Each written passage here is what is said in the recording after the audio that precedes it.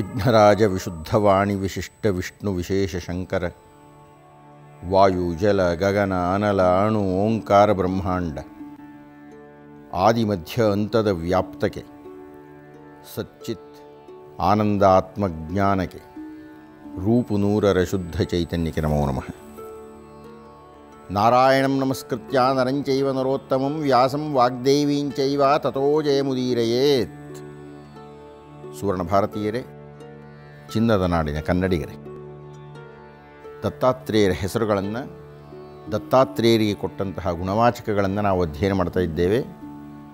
ದತ್ತಾತ್ರೇಯಂ ಶಿವಂ ಶಾಂತಂ ಇಂದ್ರನೀಲನಿಭಂ ಪ್ರಭುಂ ಆತ್ಮಮಾಯಾರತಂ ದೇವಂ ಅವಧೂತಂ ದಿಗಂಬರಂ.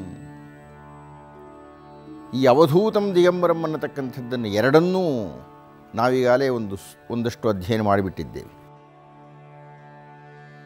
ಅವಧೂತ ಅನ್ನುವುದು ಮುಕ್ತಾಯವಾಯಿತು. ದಿಗಂಬರ ಅನ್ನತಕ್ಕಂಥದ್ದನ್ನು ಹೇಳಬೇಕಾಗಿದೆ. ದಿಗಂಬರ ಅನ್ನತಕ್ಕಂಥದ್ದನ್ನು ಅವಧೂತ ಶಬ್ದದ ಸಂದರ್ಭದಲ್ಲಿ ಹೇಳಿದ್ದೇನೆ. ಒಟ್ಟಿನಲ್ಲಿ ಅರ್ಥ ಮಾಡಿಕೊಳ್ಳಬೇಕಾದ್ದು ದಿಕ್ ಅಂಬರ. ಈಗ ಉದಾಹರಣೆಗೆ ತಮಿಳುನಾಡಿನಲ್ಲಿ ಒಂದು ದೊಡ್ಡ ಕ್ಷೇತ್ರ ಉಂಟು, ಚಿದಂಬರ ಅಂತ. ಏನದು ಚಿದಂಬರ ಅಂದರೆ ಏನು? ಸಾಮಾನ್ಯವಾಗಿ ಚಿದಂಬರ ಅಂತಂದರೆ ಚಿದಂಬರ ರಹಸ್ಯ ಅಂತ ಹೇಳ್ತಾರೆ. ಯಾಕೆ ಎಂದರೆ ಚಿತ್ ಅಂಬರ ಅನ್ನತಕ್ಕಂಥದ್ದರ ಅರ್ಥ ಗೊತ್ತಿಲ್ಲದೆ ಕೇಳುವ ಪ್ರಶ್ನೆ ಇದು. ಇಲ್ಲಿ ದಿಕ್ ಅಂಬರ, ಅಲ್ಲಿ ಚಿತ್ ಅಂಬರ. ಏನದು ಚಿದಂಬರ ಅಂದರೆ ಚಿತ್ ಮನಸ್ಸು, ಚಿತ್ ಜ್ಞಾನ, ಜ್ಞಾನವನ್ನೇ ಅಂಬರವಾಗಿ ಹೊದ್ದಿರುವಾತ ಚಿದಂಬರ. ಅಂಬರ ಅಂದರೆ ಬಟ್ಟೆ ಅಂತಂತ, ಅಂಬರ ಅಂದರೆ ದುಕೂಲ ಅಂತ, ಅಂಬರ ಅಂದರೆ ವಸನ ಅಂತ. ಜ್ಞಾನವನ್ನೇ ಬಟ್ಟೆಯಾಗಿ ಹೊದ್ದಿರುವಾತ ಯಾರು? ಈಶ್ವರ. ಈಶ್ವರನ ತಾನೇ ಸರ್ವಜ್ಞ ಅನ್ನತಕ್ಕಂಥ ಪದಪ್ರಯೋಗ ಇರತಕ್ಕಂಥದ್ದು. ಸರ್ವಜ್ಞ ಅಂದರೆ ಸರ್ವ ಜ್ಞಾನವೂ ಇರತಕ್ಕಾದ ಸರ್ವಜ್ಞ. ನಿಯಮವೇ ಇಲ್ಲ, ನೀತಿಯೇ ಇಲ್ಲ. ನೀತಿ, ನಿಯಮ, ಮರ್ಯಾದೆ ಇವುಗಳೆಲ್ಲ ನಮಗೆ ಸಂಬಂಧಪಡ್ತಕ್ಕಂಥದ್ದು. ಸಮುದ್ರ, ಅದಕ್ಕೇನು ಮಿತಿ ಇದೆ ನಿಮಗೆ? ಏನು ಮಿತಿ ಅಂತ ಹೇಳ್ತೀರಿ? ಯಾವ ಕ್ಷಣದಲ್ಲಿ ಯಾವ ಮಿತಿಯನ್ನು ಹುಡುಕ್ಲಿಕ್ಕೆ ಹೋಗ್ತೀರಿ? ಗಾಳಿಗೆ ಯಾವ ಮಿತಿಯನ್ನು ಹೇಳಲಿಕ್ಕಾಗುತ್ತೆ ನಿಮಗೆ? ಈ ಸಮುದ್ರ, ಗಾಳಿ ಎಲ್ಲ ಪುಟ್ಟ ವಿಷಯಗಳು. ಪಂಚಭೂತಗಳನ್ನೂ ಮೀರಿರತಕ್ಕಂಥ ನಾನದೇ ಅವಧೂತರು ಬರೆದಂಥ ವಾಕ್ಯವನ್ನು, ಪಂಚಭೂತಾತ್ಮಕಂ ಸರ್ವಂ ಮರೀಚಿ ಜಲಸನ್ನಿಭಂ. ದತ್ತಾತ್ರೇಯ ಶಕ್ತಿ ಎನ್ನತಕ್ಕಂಥದ್ದು ಈ ಎಲ್ಲ ಮೇರೆಗಳನ್ನು ಮೀರಿ ಹಬ್ಬಿಬಿಟ್ಟಿದೆ. ಅದಕ್ಕೆ ಮಿತಿ ಎನ್ನತಕ್ಕಂಥದ್ದೇ ಇಲ್ಲ. ಅದು ಗುಣಾತೀತ, ಮರ್ಯಾದಾತೀತ, ಅಮಿತ. ಹೀಗೆ ದಿಕ್ಕುಗಳ ತನಕ ದೇಹ ವ್ಯಾಪಿಸಿದರೆ ದಿಕ್ಕುಗಳನ್ನು ಬಟ್ಟೆಯಾಗಿ ಹೊದ್ದುಕೊಂಡಿದ್ದಾನಾತ ಅಂತ. ಅಂದರೆ ಅಷ್ಟು ವಿಸ್ತಾರವಾಗಿ ಸರ್ವವ್ಯಾಪ್ತ, ಸರ್ವಾವಸ್ಥಾ, ಎಲ್ಲ ಕ್ಷೇತ್ರಗಳಲ್ಲಿಯೂ ಆತ ಪರಮಾತ್ಮನಾಗಿ ವಿಸ್ತರಿಸಿಬಿಟ್ಟಿದ್ದಾನೆ. ಅದು ದಿಗಂಬರ ಅನ್ನತಕ್ಕಂಥದ್ದರ ಮೂಲಾರ್ಥ. ಭಸ್ಮೋದ್ಧೂಲಿತ ಸರ್ವಾಂಗಂ ಜಟಾಜೂಢಧರಂ ವಿಭುಂ ಚತುರ್ಬಾಹುಂ ಉದಾರಾಂಗಂ ಪ್ರಫುಲ್ಲ ಕಮಲೇಕ್ಷಣಂ. ಮುಂದಿನ ಶ್ಲೋಕ. ಭಸ್ಮೋದ್ಧೂಲಿತ ಸರ್ವಾಂಗಂ, ಸರ್ವ ಅಂಗಗಳಿಗೂ ಆತ ಭಸ್ಮವನ್ನು ಲೇಪಿಸಿಕೊಂಡು ಬಿಟ್ಟಿದ್ದಾನೆ. ಅದು ಸ್ಥೂಲವಾದ ಅರ್ಥ. ಭಸ್ಮೋದ್ಧೂಲಿತ ಸರ್ವಾಂಗಂ ಅದ್ರ ಏನು ವಿಶೇಷ? ಹಾಗಾದರೆ ನಾವು ವಿಭೂತಿ ಹಚ್ಕೊಳ್ತೀವಿ ಸ್ವಾಮಿ, ವಿಶೇಷ ಏನು? ಹಾಗಾದರೆ ವಿಶೇಷ ಏನು ಅಂದರೆ ನಾವು ಆ ಭಸ್ಮ ತತ್ವವನ್ನು, ವಿಭೂತಿ ತತ್ವವನ್ನು, ಭಸಿತ ತತ್ವವನ್ನು, ಕ್ಷಾರ ತತ್ವವನ್ನು, ರಕ್ಷಾ ತತ್ವವನ್ನು ಅರ್ಥ ಮಾಡಿಕೊಳ್ಳಬೇಕು. ಈಗ 5 ಪದಗಳನ್ನು ಹೇಳಿದೆ ನಾನು: ವಿಭೂತಿ, ಭಸಿತ, ಭಸ್ಮ, ಕ್ಷಾರ, ರಕ್ಷ. ಇದು ನಾವು ಯಾವುದನ್ನು ಭಸ್ಮ ಅಂತ ಕರೀತೀವೋ ಅದಕ್ಕೆ ಇರತಕ್ಕಂಥ ಬೇರೆ ಬೇರೆ ಪದಗಳು, 5 ಪದಗಳು. ಈ 5 ಪದಗಳು ಹೇಗೆ ಬಂತು? ಯಾವುದರಿಂದ ಬಂತು? ಹೇಗಾಗಿ ಬಂತು?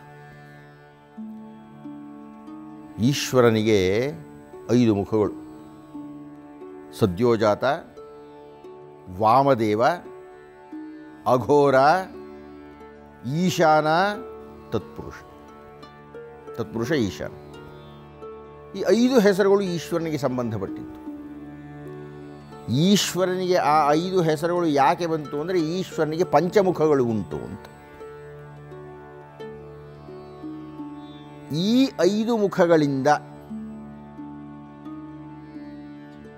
5 ಭೂತಗಳು ಹುಟ್ಟಿತು. ಪೃಥ್ವಿ, ಅಪ್, ತೇಜಸ್, ವಾಯು, ಆಕಾಶ ಅನ್ನತಕ್ಕಂಥದ್ದು. ಸದ್ಯೋಜಾತ, ವಾಮದೇವ, ಅಘೋರ, ತತ್ಪುರುಷ, ಈಶಾನ ಅನ್ನತಕ್ಕಂಥ 5 ಮುಖಗಳಿಂದ ಈ ಭೂಮಿ, ನೀರು, ಸೂರ್ಯ, ಗಾಳಿ ಹಾಗೂ ಈ ಗಗನ, ಈ ಪಂಚಭೂತಗಳು ಹುಟ್ಟಿತು. ಈ ಪಂಚಭೂತಗಳಿಂದ 5 ಧೇನುಗಳು ಹುಟ್ಟಿದವು. ಪೃಥ್ವೀ ತತ್ವದಿಂದ ನಂದ ಅನ್ನತಕ್ಕಂಥ ಒಂದು ಕಾಮಧೇನು ಬಂತು. ಅದು ಬೂದು ಬಣ್ಣದಲ್ಲಿ ಇತ್ತು. ಬೂದು ಬಣ್ಣದ ಪೃಥ್ವೀ ತತ್ವದಿಂದ ಹುಟ್ಟಿದ ಕಾಮಧೇನುವಿನ ಗೋಮಯವನ್ನು ಸುಟ್ಟು ಅದರ ಫಲಿತವಾಗಿ ಬಂದದ್ದು ವಿಭೂತಿ. ಎಲ್ಲದಕ್ಕೂ ನೀವು ವಿಭೂತಿ ಅಂತ ಕರೆಯೋ ಹಾಗಿಲ್ಲ. ಅಂದರೆ ಬೂದು ಬಣ್ಣದ ಹಸುವಿನ ಸಗಣಿಯಿಂದ ಉತ್ಪತ್ತಿಯಾದದ್ದನ್ನು ನಾವು ವಿಭೂತಿ ಅಂತ ಕರೀಬೇಕು. ಯಾಕೆಂದರೆ ಪ್ರಾರಂಭದಲ್ಲಿ ಆ ಪೃಥ್ವೀ ತತ್ವದ ನಂದ ಅನ್ನತಕ್ಕಂತಹ ಧೇನು ಬೂದು ಬಣ್ಣದಲ್ಲಿ ಇತ್ತು. ಅದರಿಂದ ಬಂದದ್ದು ವಿಭೂತಿ. ಎರಡನೆಯದು ಅಪ್ತತ್ವ, ಅಂದರೆ ನೀರು, ಜಲತತ್ವ. ಈ ಜಲತತ್ವದಿಂದ ಬಂದದ್ದು ಭದ್ರಾ ಅನ್ನತಕ್ಕಂತಹ ಒಂದು ಧೇನು.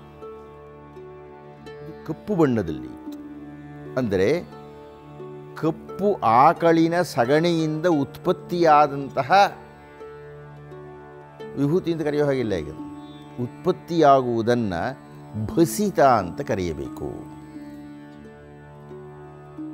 ಇನ್ನು ಮೂರನೆಯದು ಪೃಥ್ವಿ, ಅಪ್, ತೇಜಸ್, ಅಂದರೆ ಶಾಖ, ಸೂರ್ಯ, ಆ ಪ್ರಭೆ. ಅದರಿಂದ ಬಂದದ್ದು ಸುರಭಿ ಅನ್ನತಕ್ಕಂತಹ ಧೇನು. ಅದು ತಾಮ್ರವರ್ಣದಲ್ಲಿ ಇತ್ತು. ಅದರಿಂದ ಬಂದಂತಹ ಗೋಮಯ, ಆ ಗೋಮಯವನ್ನು ಸುಟ್ಟು ಬಂದಂತಹದ್ದು ಭಸ್ಮ ಅಂತ ಕರೆಸಿಕೊಳ್ಳುತ್ತೆ. ಹಾಗೆ ನಾಲ್ಕನೆಯ ತತ್ವ ವಾಯು, ಗಾಳಿ. ಆ ವಾಯು ತತ್ವದಿಂದ ಬಂದಂತಹದ್ದು ಸುಮತಿ ಅನ್ನತಕ್ಕಂತಹ ಧೇನು. ಅದು ಬಿಳಿಯ ಬಣ್ಣದಲ್ಲಿ ಇತ್ತು. ಬಿಳಿಯ ಹಸುವಿನ ಗೋಮಯದಿಂದ ಬಂದಂತಹದ್ದು ಕ್ಷಾರ ಅನ್ನತಕ್ಕಂಥ. ಹಾಗೆ ಕೊನೆಯದು ಆಕಾಶ ತತ್ವ. ಆ ಆಕಾಶ ತತ್ವದಿಂದ ಬಂದಂತಹ ಕಾಮಧೇನು ಸುಮನ. ಈ ಸುಮನ ಅನ್ನತಕ್ಕಂತಹ ಹಸುವಿನ ಸಗಣಿಯಿಂದ ಉತ್ಪತ್ತಿಯಾಗಿದ್ದೇ ರಕ್ಷಾ ಅನ್ನತಕ್ಕಂತಹ, ನಾವು ಇಲ್ಲಿ ತನಕ ಏನನ್ನು ಕರೆದಿದ್ದೇವೆ, ವಿಭೂತಿ, ಭಸ್ಮ, ಭಸಿತ ಇತ್ಯಾದಿ, ಕ್ಷಾರ ಅಂತ. ಇದು ರಕ್ಷಾ ಅಂತ ಕರೆಯಲ್ಪಡುತ್ತೆ. ಈ ಹಸುವಿನ ಬಣ್ಣ ಚಿತ್ರವರ್ಣ ಅಂತಾರೆ.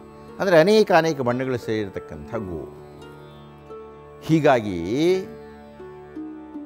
ಈ ವಿಭೂತಿ ಅಥವಾ ಭಸ್ಮ ಅಥವಾ ಭಸಿತ ಅಥವಾ ಕ್ಷಾರ ಅಥವಾ ರಕ್ಷ ಅನ್ನತಕ್ಕಂಥದ್ದನ್ನು ಆತ ದೇಹಕ್ಕೆ ಸಂಪೂರ್ಣವಾಗಿ ವ್ಯಾಪನೆ ಮಾಡಿಕೊಂಡಿದ್ದಾನೆ, ಹಚ್ಚಿಕೊಂಡಿದ್ದಾನೆ. ಭಸ್ಮೋದ್ಧೂಲಿತ ಸರ್ವಾಂಗಂ, ಭಸ್ಮಸ್ನಾನವನ್ನು ಮಾಡಿಬಿಟ್ಟಿದ್ದಾನೆ ಆತ. ಅದು ಹಾಗೆ ಮಾಡಿದ ಏನದು ವಿಶೇಷ? ಅದರ ವಿಶೇಷ ಏನು ಅಂದರೆ, ನಾವು ಗಮನಿಸಬೇಕಾದ್ದು ಭಸ್ಮ ಅಂದರೆ ಅರ್ಥ ಏನಪ್ಪ ಅನ್ನುವುದರ ಮೂಲಕ ನಾನು 2 ದೃಷ್ಟಿಕೋನಗಳನ್ನು ನೋಡಿಬಿಡೋಣ ಇದಕ್ಕೆ ಸಂಬಂಧಪಟ್ಟಿದ್ದು. ಒಂದನೆಯದು, ನಾವು ಯಜ್ಞ ಮಾಡುತ್ತೇವೆ, ಯಜ್ಞದಲ್ಲಿ ಸಮಿತ್ತುಗಳನ್ನು ಹಾಕುತ್ತೇವೆ, ಯಜ್ಞದಲ್ಲಿ ಹವಿರ್ಪ್ರದಾನ ಮಾಡುತ್ತೇವೆ, ಯಜ್ಞದಲ್ಲಿ ಆಜ್ಯವನ್ನು ಸುರಿಯುತ್ತೇವೆ. ಹೀಗೆ ಹಲವಾರಿದೆ. ಇದೆಲ್ಲ ದೈವಕ್ಕೆ ನೈವೇದ್ಯ. ಅದು ಉರಿದು ಸುಟ್ಟು ಏನೋ ಬೂದಿ ಉಳಿಯುತ್ತಲ್ಲ ಸ್ವಾಮಿ, ಅದು ಬೂದಿ ಅಲ್ರಿ. ಅಡುಗೆ ಮನೆಯಲ್ಲಿ ಒಲೆಯಲ್ಲಿ ಕಟ್ಟಿಗೆ ಉರಿದಿದ್ದು ಬೂದಿ. ಆದರೆ ಯಜ್ಞಕುಂಡದಲ್ಲಿ ತಯಾರಾದದ್ದು ಬೂದಿಯಲ್ಲ. ಅದು ಭಸ್ಮ, ಅದು ವಿಭೂತಿ, ಅದು ಭಸಿತ, ಅದು ಕ್ಷಾರ, ಅದು ರಕ್ಷ. ಅದನ್ನು ನೀವು ಧಾರಣ ಮಾಡಬೇಕು. ಮೂಲತತ್ವ ಏನು? ಸುಟ್ಟು ಹಾಕಿದ್ದೇವೆ. ಏನನ್ನು ಸುಟ್ಟಿದ್ದೀರಿ?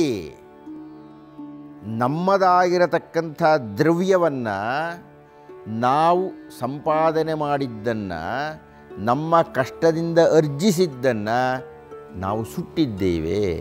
ಸುಟ್ಟಿಲ್ರಿ, ಮೇಲ್ನೋಟಕ್ಕೆ ಸುಟ್ಟಿದ್ದೇವೆ, ಅರ್ಪಣೆ ಮಾಡಿದ್ದೇವೆ, ತ್ಯಾಗ ಮಾಡಿದ್ದೇವೆ, ದೈವಕ್ಕೆ ನೈವೇದ್ಯ ಮಾಡಿದ್ದೇವೆ.